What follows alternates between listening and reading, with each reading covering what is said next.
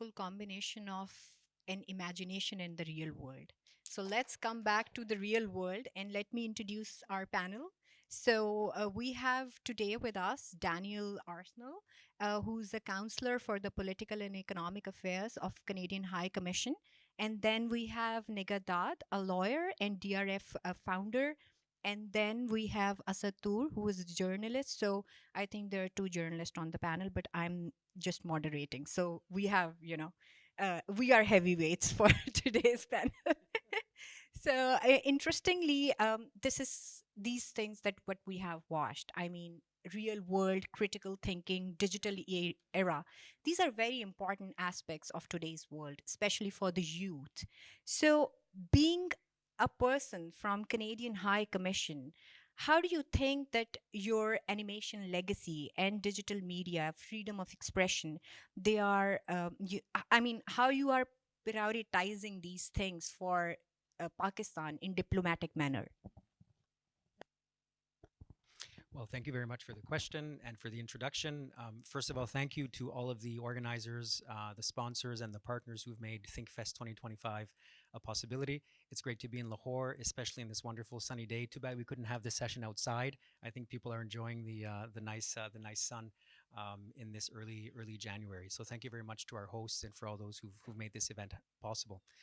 As you mentioned, for us, Canada, both through the High Commission, but also as a government, as a country, as a society, one important pillar of our democratic principles, be that in Pakistan at the level of the High Commission's activities here or anywhere in the world, is to try to raise awareness and to create spaces like we have today here at ThinkFest 2025 to have conversations about issues that are important to us as Canadians and that we sincerely hope and believe are important to Pakistanis as well.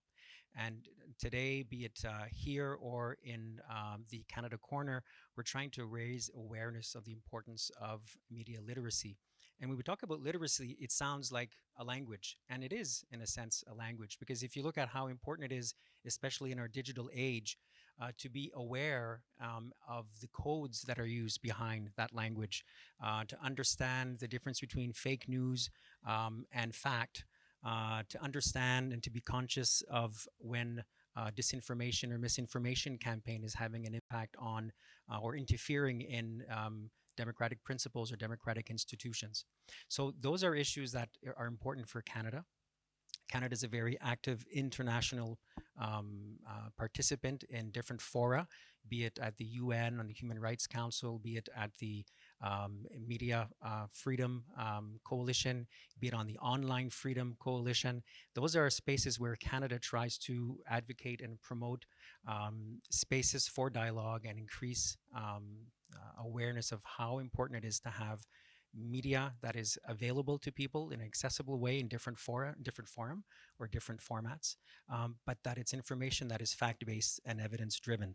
And that comes to the important role that we see and things that we discuss with our counterparts from the Pakistani government, be it at the provincial or at the federal level, the importance of having spaces for journalists and for media personality to do their trade and to do their vocation. Because I think you mentioned you have heavyweight journalists on the stage, and I'm the odd man out today. But definitely one thing that we've seen through all of our travels in the country is a very dedicated group of journalists, be it if they focus on cultural, on economic, on political affairs, and on international affairs. So you are three representatives of that vocation of being a journalist in Pakistan. And we know that there are certain challenges, as there are in any country, in every country in the world.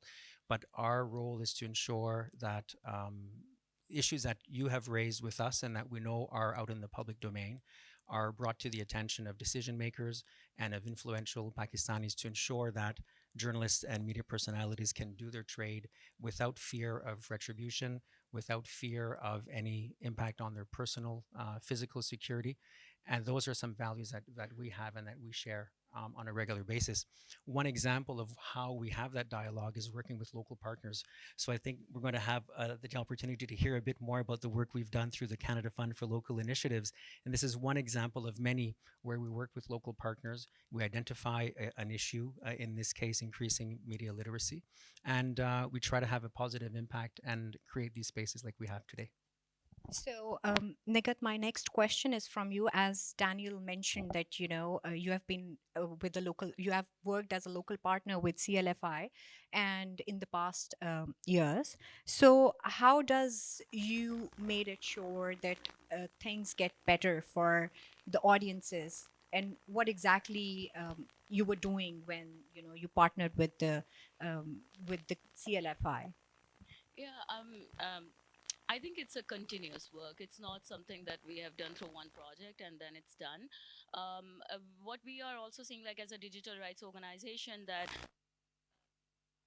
the online spaces are progressing very quickly because of the social media platforms and the work that we did. We specifically focused on communities, specifically religious minorities, for instance, or transgender community, and our focus was sort of equipping them with tools. For instance, if there is an internet shutdown, like how they can access internet, right? Or if there are certain websites that are blocked in Pakistan, do they have access to safe free VPNs? And if they don't, how we can provide them, the safest option. But at the same time, I think what Daniel mentioned, that distinguishing between fake news, disinformation, and I would say that it's a constant challenge. It's not something that you just tell them, oh, these are five things, and then you can then verify what is fake news and what is not fake news. Now, so emerging tech and AI, I feel that it's actually becoming very complicated and advanced. And even for organizations like us, the use of AI and now things progressing into deepfake, it's becoming really complicated. I think it's all the more important for folks like Canadian High Commission in Pakistan. But also, I really appreciate your role at the global fora, sitting in the UN and like being like engaging with the UN Tech Envoy, who is actually now responsible to develop global governance on AI as well. But I feel like in Pakistan, it's a constant and continuous work with the communities. It's not just how these social media platforms are behaving; it's also how our state is behaving, right? So So that's where freedom of expression comes in, when exactly. you put restrictions on internet. I mean, it's not. You see, we have freedom of expression in our fundamental rights in our constitution. The unfortunate part is that it comes with a lot of restrictions and limitations that is actually mentioned in the constitution, right? But at the same time, I think it was the role of our judiciary to interpret in a way that it applies in the online space in a similar manner, the way, like other jurisdictions are doing, the Western democracies are doing. We didn't do that job. And now what we are dealing with is, the limitations that are there, and the stakeholders didn't really do their work. And it's not only the judges I'm talking about policymakers as well. You make this one law, PICA, in 2016, Prevention of Electronic Crimes Act. Do you know about that law? आप लोगों में से कितने लोगों को पता है prevention of electronic crimes act, FIA का कितने लोगों को पता है? I think people get to know when they get the notice I mean, from the actually now agencies. everyone knows. But the thing is, they created all these tools, but they didn't really work on those tools, like in sort of कि कैसे आपने बदलते ecosystem के साथ उसको change करना है.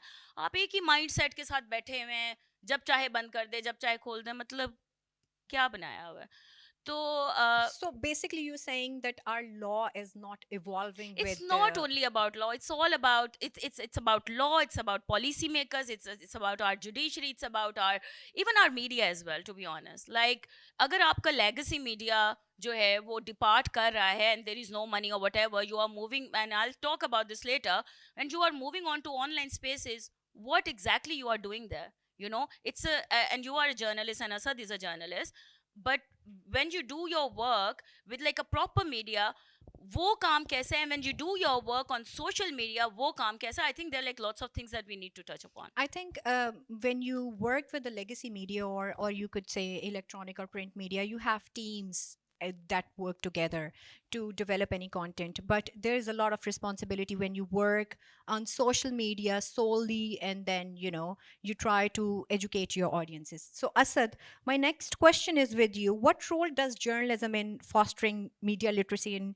combating disinformation in today's digital media? Because you have a YouTube channel, you have been working on digital media for quite a long time. So what do you think about it? How does this work? Thank you. I'm really grateful and really honored to share the panel with some distinguished people. And pardon my language, I may not be this good like they speak in English, but like when it comes to digital media and like disinformation, my only problem is that we are living in a state uh, which has a tendency of anti people legislations, anti people policies, and they don't have a problem. Although nowadays there's a lot of noise about like disinformation, fake news, propaganda. Our state is making this noise, but I believe that they're not sincere with it, because the type of legislations they're doing, they're completely contradictory to what they're doing in practical. Like if you're sitting on state TV and you can spread disinformation about cancer treatment, but those people are not terminated because they're aligned with the state propaganda. So the state doesn't have a problem with propaganda, with disinformation. State has only problem with their critics who they believe are not aligned with them. So yeah, everybody make mistakes. I'm not saying that people who are sitting on the other side of the line are not making mistakes, including myself. But is this a problem for the state? No. The problem for the state is what you say about the state, what you uh, criticize them. If you will criticize them, if you will talk about their policies, then you will a fake news guy, you are a propagandist. And in the past, this state has like created monsters on the name of fifth generation war. Then now they are creating new monsters on the name of fake news. And they are now soldiers who are trying to fight fake news. But I see them differently. I believe that now they are the new state allies for the same job which earlier the different people were doing. So, yes, somebody has to legislate, somebody has to make policies. But right now, the legislation I see, it's like you're weaponizing the state to not counter fake news, but to stop the flow of information, to discourage critical thinking in this country, to discourage criticism on the state and its policies. This is how I see it. And yes, individuals make mistakes on digital spaces, but are these more harmful, or more harmful is that you have censored the mainstream media, which has criticized, which has discredited mainstream media, and now people are switching because digital spaces are an alternate platform for them for getting information. And there, then every sort of person is sitting there. Somebody's giving disinformation, somebody's like doing propaganda, and somebody's definitely doing good work. But we have to see who is on the receiving end. Are the ones who are really doing disinformation, are the ones who are critical to the state. So interestingly, you talked about the allies of the state. I mean, if you look at the history of Pakistan, allies been always been there. So they were never disappeared, and this is not a new phenomena. So you talked about freedom of expression and restrictions. So Daniel, my next question is from you. Freedom of expression is important, but at the same time, when we talk about expressing yourself on digital media, you also have to be mindful of the fact that we have to cater the extremist mindset that we usually find on social media. I do agree with the fact that audiences do have perceptions. Everybody perceive content according to their own mind, but how does freedom of expression and disinformation and extremist mindset can be I don't want to use this word tailored, but can be watchful, and what Canada is, what their stance is and how they are dealing with it. Thank you. I think what was raised by our colleagues on the other side of the panel is this difficult balance that one has to try to achieve between regulation and freedom of expression. So sometimes there might be overregulation, there might be a stronger hand than one would expect or would like in certain countries in certain contexts. But Canada looks at this from that dynamic relationship between those two elements, and how can we find that balance? We look at media literacy and freedom of expression through a rights-based or freedom-based approach. So, as I mentioned before, this is a core right and freedom that we will try to support and encourage. Abad knows that we have been very proactive at the High Commission, as have other diplomatic missions, to raise awareness and to create such spaces to ensure that journalists can do their job in a free way. So I mentioned that before. Um, Canada is also globally working with a number of partners, and I mentioned these coalitions before. Canada, unfortunately, in actually all of the Asian continent, with the exception of South Korea and Japan, those are the only two countries in the Asian continent which are on these coalitions that I talked about earlier. So for us, it's something to just take note of. It is I think an uphill battle. There's an ongoing discussion and dialogue that takes place with some of our neighboring countries on try to increase commitments from different authorities on such issues that we talked about today. Freedom of expression and the freedom of media for us are at the core of human individuality, and they're pillars of our safe and prosperous society. So for countries like Canada that espouse to democratic principles, rule of law, and rights-based principles, those two elements, be it a free and focused media that can provide information to those who want to consume it. Those are very important things, important for us. One last thing is there's a social contract aspect, I think, too. So you talked about those who put the information out to the public domain, but how do we consume it? And it's creating that awareness of how to distinguish between the fake and the non-fake. Especially for youth, trying to be aware of what that information represents, and then how does it create, often, as we call in Canada, a snowball effect. One reads something and then goes from there to another place, and then that has an effect which multiplies itself rather than being contained, because there are sometimes spaces which are not regulated, spaces that are not moderated to a certain extent, that can actually multiply the fake news effect rather than containing it. So that also is another challenge that we see.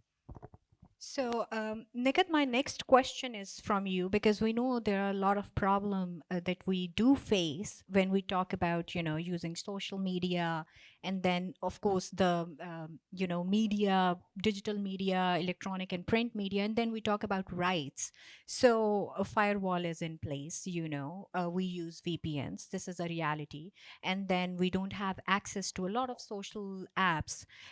So, what do you think? What are the solutions for that? And what do you think that how things can be regulated? As Daniel mentioned, that we need to regulate things, but still, you get snowball effect. Asad do agree with the fact that yes, the people who sits on digital media, they do make mistakes, but do you get a margin to stop that snowball effect when some disinformation or misinformation is out there?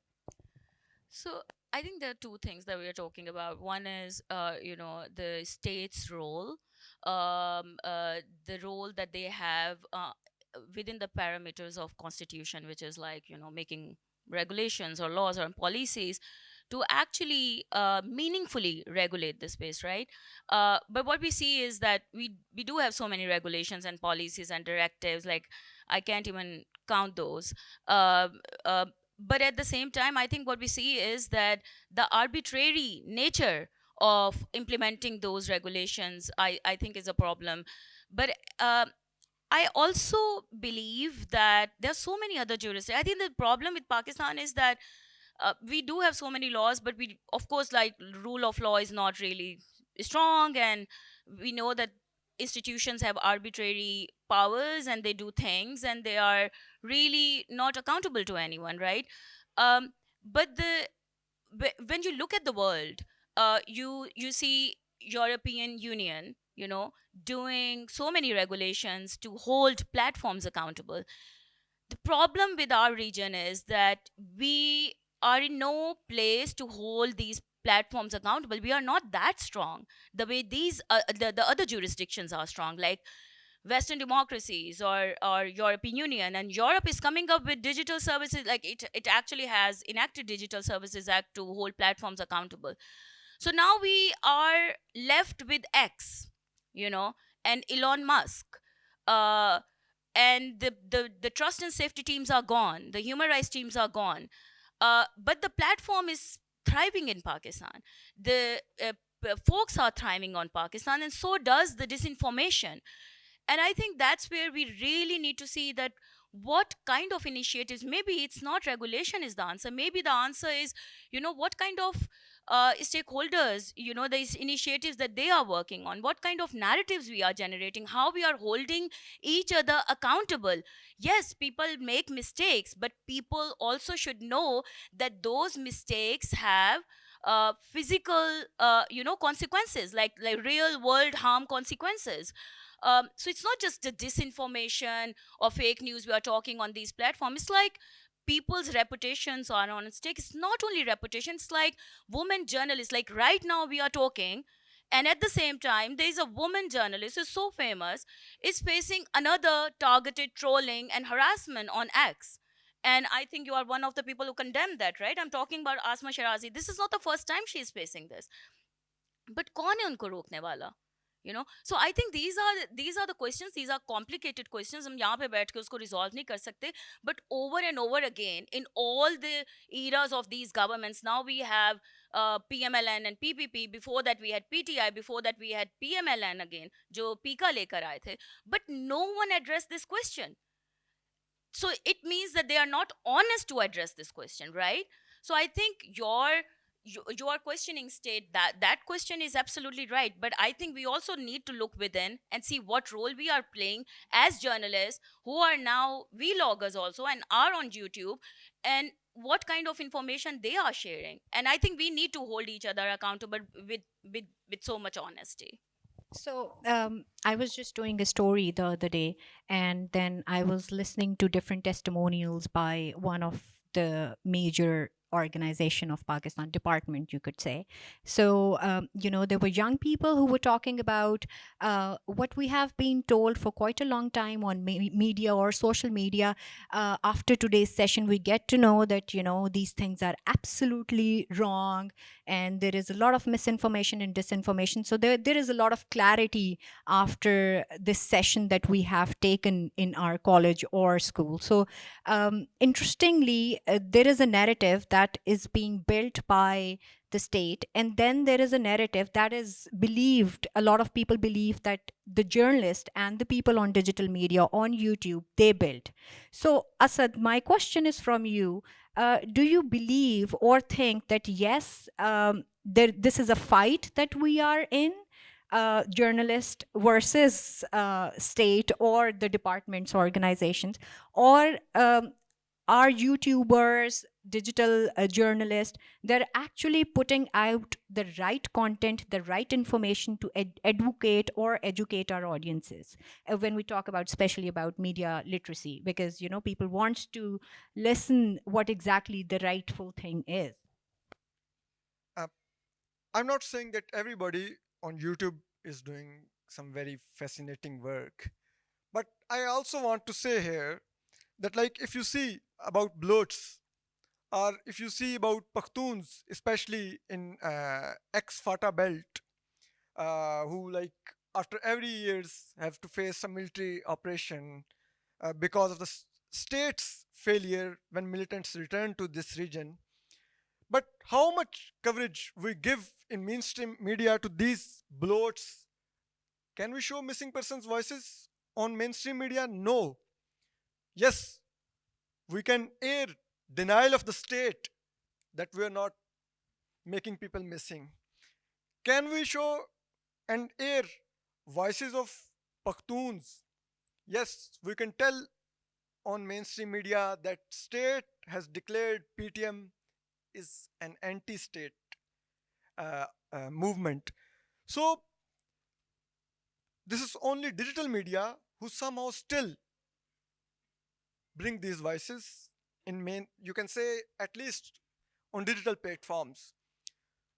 So here is the problem why the state is worried for digital media. It's not about that fake news for disinformation, what I believe, which exists. I agree with Nighat, we have to accountable ourselves as well. But my only problem is that state is not, you can say, a neutral player in it, nor sincere with it. They just want to curtail it because of criticism on their policies. They don't want to actually stop the disinformation, the fake news. They don't want Maharang's interview on even digital platforms. They don't want to see face of Manzoor Pashteen on digital media. So this is where the problem is with the state. So they always target such people who are bringing up this stuff, or now their old allies who were once their front, like foot soldiers against that fifth generation war, which I believe state itself has imposed. But now the same, like, warriors have changed their position, so now they are on the receiving end. So But like, at the same time, sorry to cut you here. I mean, there is another narrative that is, the people ask question about it, like the journalists and the YouTubers and the people who work on digital media. They're more focused on making money out of it, monetizing their channels, and putting out content like they feel like. We need to make them accountable as well, because their focus is not audiences rather than making money out of it. So what do you think about that? okay, Tarab, this is, I believe, now become a very vague allegation. Why I say it's a vague allegation? Because you put everybody in that bracket. Oh, he or she is making money from YouTube or any digital platform. But in the past, the state allies who were making money, to whom it, in fact, these state institutions had shown this path that go to this way and start a propaganda, they're still making money. Fine, and state don't have a problem with them. On the other side, they target people like Matiullah Jan, a journalist, I think, who was rightly investigating in hospitals that were people killed on 26th November or not. If they let him investigate, maybe there would not be any fake stories of 200 or 400 killings. He would have been give you the actual facts that no, either the killings were took place or not. Fine, but they arrested him, and it's very easy to say, oh look, Mati is doing this to get YouTube views or from making dollars. Fine. But has anybody think that why dollars didn't fascinate Mati in the previous regime's tenure when everybody on YouTube was making dollars? Why at that time those dollars didn't fascinate him? Why they are fascinating him now? So for me, it's a very vague allegation which they are like putting on everybody. Just name anybody that he's making dollars, and then state should go and audit its accounts and see either he is making dollars or the ones now state is launching are also making dollars. I sometimes see some our old friends who also have now YouTube channels, and they on their YouTube channels tell that look, people come on YouTube to make dollars, and I really want to ask them that have you demonetized your YouTube channel? So do you make dollars? Yeah, I make. I earn. I'm not saying I'm not earning. I earn dollars. So yes, and but they should be like to see who is making how much dollar. Like, just to answer for myself, you have like pointed me. When I was in custody in this in FIA custody, they were like their investigation made the similar statements. I looked at their faces. I said, like, your state authorities, have you ever seen my accounts? They are like, no. I said, take my account number and get my bank statements and see how much dollars I'm making and the type of work I'm doing. Should I put myself in danger for those dollars? And then when later they took my accounts and they were sitting in front of me and they were seeing it and they're like, oh, and like, it's a very clear statement. Hmm. The dollars I'm withdrawing are credited in my accounts from Singapore account of Okay, Google. okay. Fine. We don't So want to like, disclose the no, but details. the thing is that it's very easy to say that this gentleman or this woman is making dollars, and for those dollars she or he is doing propaganda or giving fake information or disinformation. But I just want to like know, like, come up with the figures.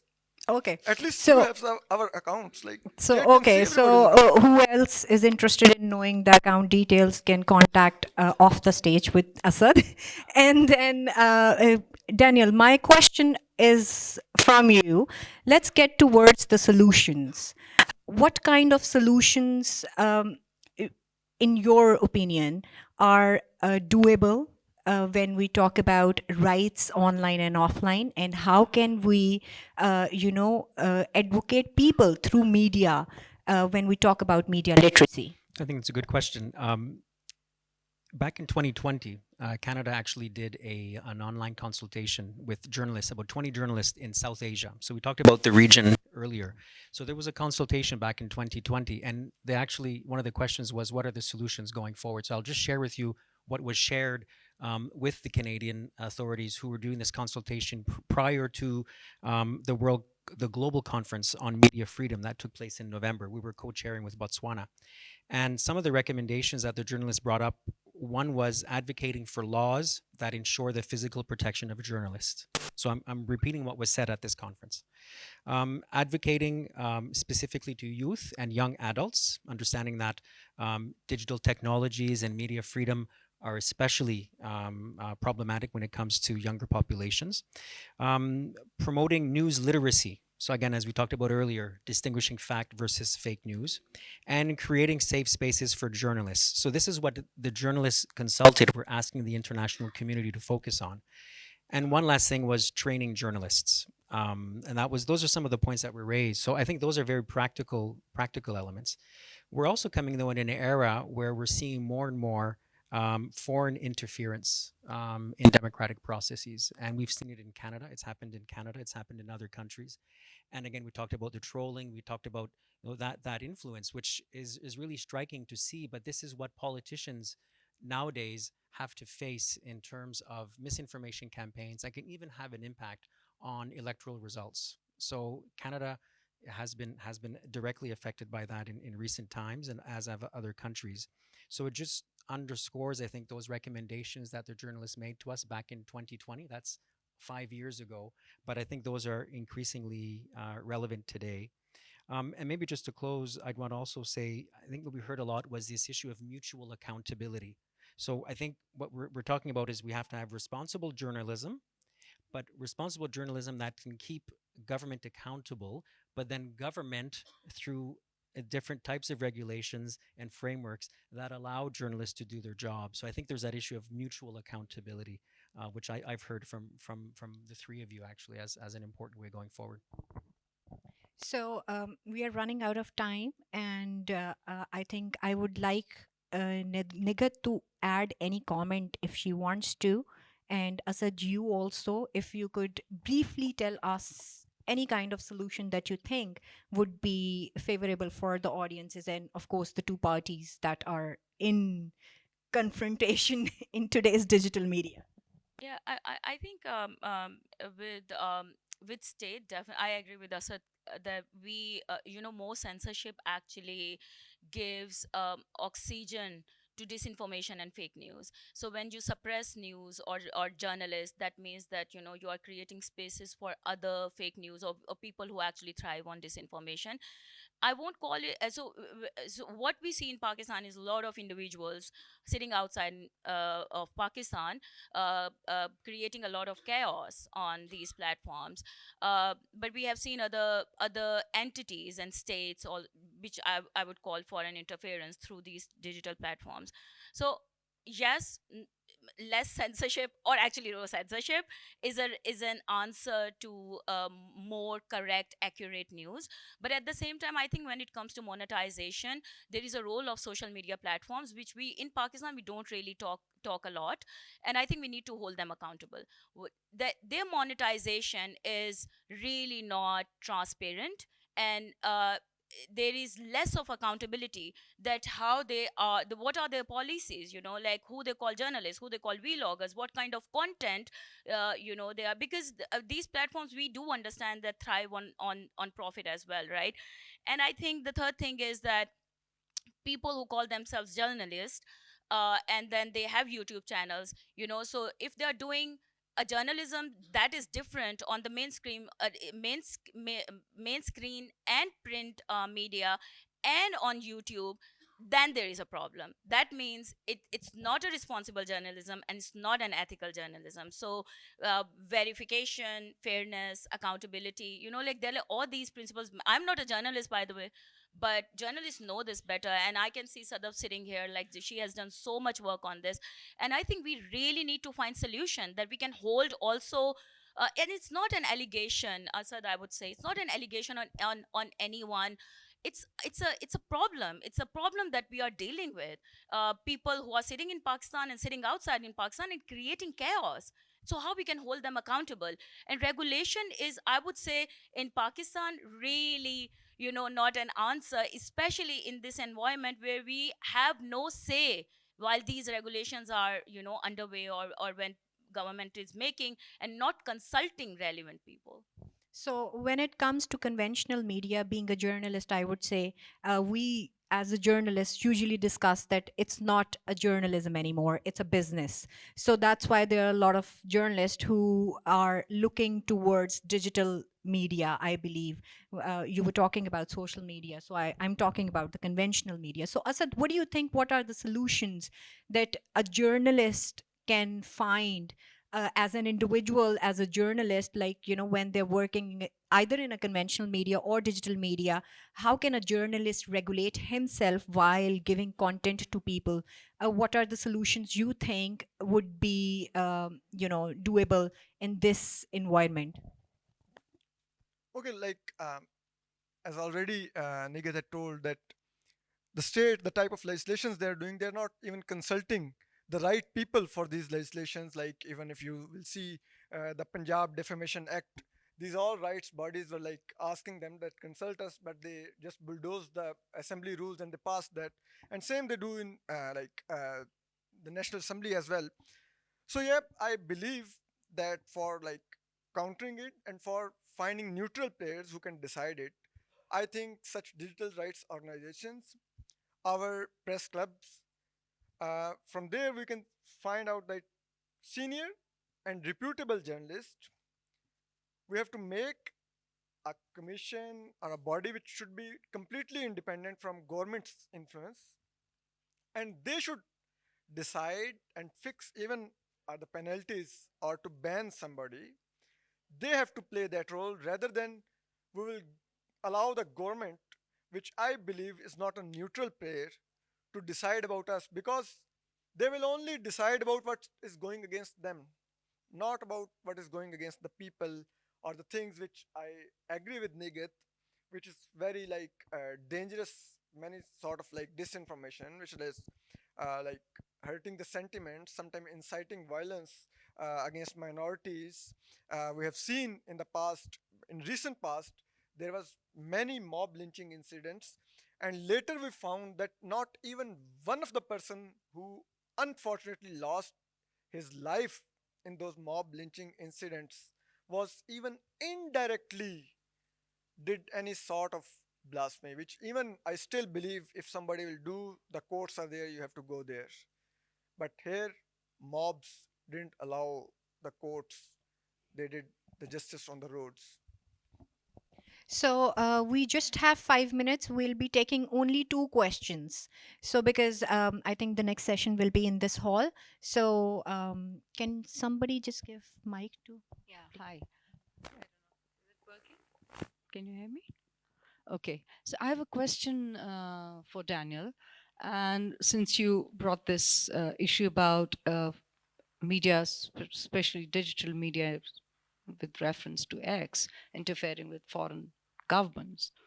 So the statement that was made by Elon Musk, of course, coming down from Trump, that Canada should be the 52nd state. So, what was the reaction of the Canadian government? Because I've been following that whole trail very closely. So, because we've talked about the environment in Pakistan, but let's go to the global stage because it is really getting out of control with Elon's whole interference in the British scandal of pedophile, etc. But I was particularly focusing on how has the Canadian government responded to that? We'll have a separate session on that. Okay, We can talk about it over coffee at the Canada I Corner would love to. if you want. Okay, short but answer. seriously though, when I was referring to foreign interference, it can be both by state and non-state actors. So I was referring not specifically to the example you mentioned. Sorry, can you hear me? Is it okay? But I was referring to other instances where there has been some investigations into how other state, non-state actors have been involved in influencing the end outcome of electoral processes in Canada and in other countries. What you're talking about the owner of X, it's a bit different, I think, in terms of how what we're referring to in the example I raised, but. I think the reference was to Canada becoming the 51st state. And this morning at the Canada Club, someone asked me, what do they think about, what do I think about that? And the answer I would share with you later over coffee, which I shared with this individual, was, do you think Pakistan would become a state of India? And what was the answer I was given? No. So I would equate that to Canada's willingness or openness to become the 51st or 52nd state of the United States, the same way that if someone were to ask you, would you envisage Pakistan becoming a state of India?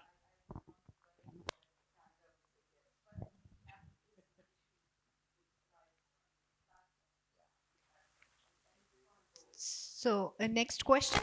Okay, please. One from here and one from there.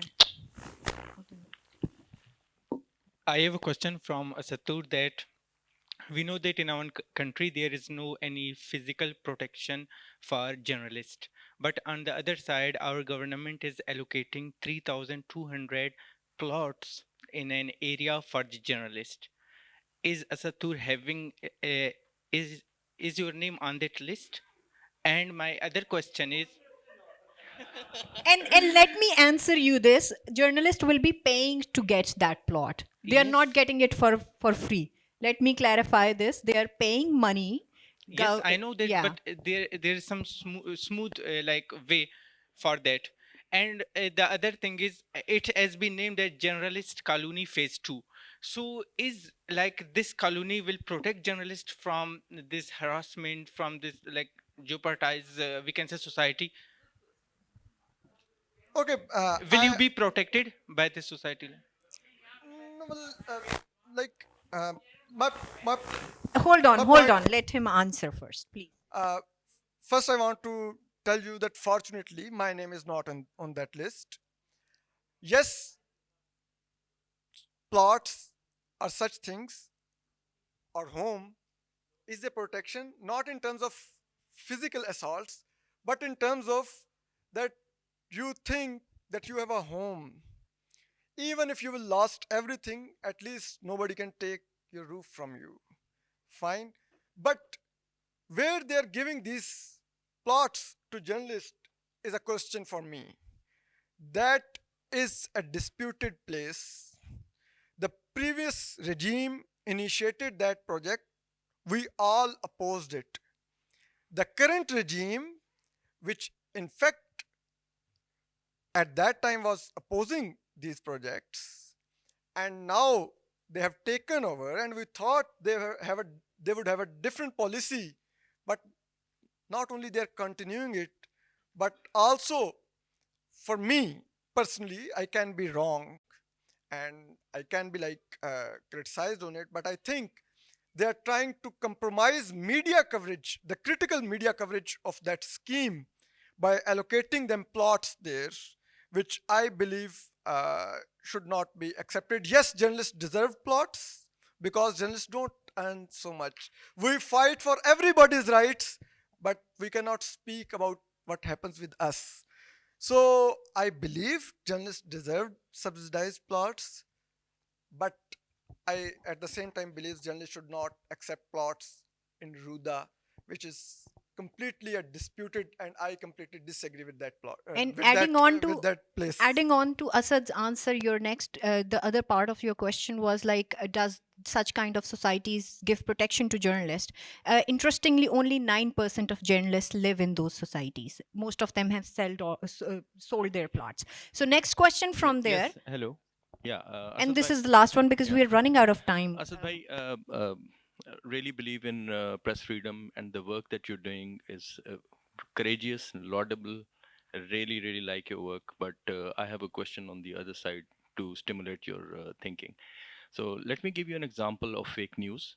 So maybe you were not born at that time, but in 1979 there was attack on the Holy Mosque in Mecca, and there was a fake news in Lahore that the Americans were involved, and the mob put the American center on fire. So while you were, I understand that perspective, you were talking about the mob. So if you were the prime minister in 1979, what would you have, steps would you have taken to avoid this thing happening again? So this is the power of disinformation and fake news. Please comment on it. First of all, I'm happy you have given the reference of 1979, when we even burned the US embassy in Islamabad as well. At that time, there was no social media. So the fake news did spread on social media. Fine. At that time, it was like we say Sina Gazette. Fine.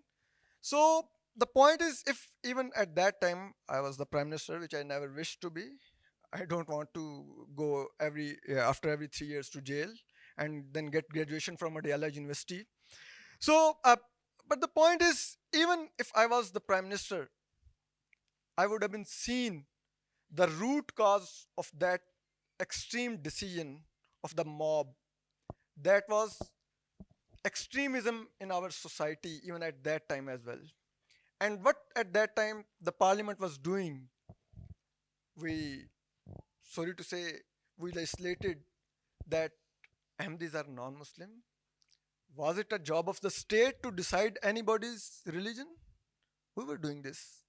We were like, everything which can please the clerics of that time. Even we are doing the same today. The script has never changed in this country. This is something very beautiful. So that was the root cause of that extremism, that an attack which was again by the Muslims took place. They took over uh, the holy mosque, but here we attacked the US embassy, US center here, which we were talking. So I think it was more about not for disinformation, it was more about how we raised this society, what flavor we were giving to this society. That was something misguiding the society, not that one incident. Thank you very much, Asad, and thank you everybody who was here to listen our panel. And because the next panel is, I think, here, so we won't be taking much time. And the crux is that it is important to have media literacy, and at the same time, it is important to fight back with disinformation and misinformation. Thank you very much, Daniel, Nighat, and Asad. If somebody has question, there is a Canada Corner in Hall 2. You can get these people over there and can make them accountable as much as you want to. So no restrictions. Thank you very much once again.